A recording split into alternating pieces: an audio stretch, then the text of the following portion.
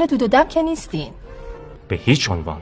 یعنی تا حالا لب نزدین؟ نه ببینید، من تا حالا نه به سیگار نه به قلیون حتی یه پک نزدم. ببخشید آخه این قضیه خیلی برای من مهمه.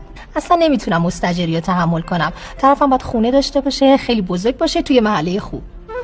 الان که یه خورده فکر میکنم میبینم که راستشو بخوای من 17 سالم بود یه پک به سیگار زدم. یه پک که چیزی نیست. در مورد مهریم باید بگم ما خانوادگی مهریمون بالاست به تعداد تاریخ تولد. روزی یه پاکت سیگار میکشیدم، بعد گهگوداری سیگاری هم میزدم، حتی دوستان بهم میگفتن حشیشی. الان مهمه که سالمین. در مورد جهیزیه هم باید بگم ما رسم نداریم جهیزیه بدیم پای داماده.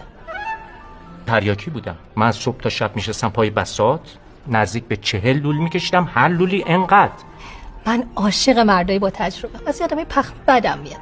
راستی عروسیمون باید خیلی مفصل و حسابی باشه، توی باغ بزرگ تو لواسون، فیلم بردار حرفه‌ای، 4 نوع غذا با ارکستر زنده.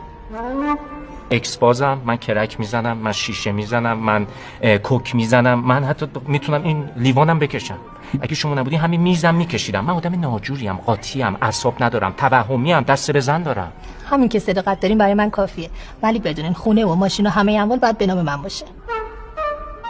گارسون ببخشید زنگ بزنید 110. من یک قاچاقچی بین المللی ام. 2 کشور پاکستان و افغانستان رو مواد مخدرشون رو بنده تامین میکنم.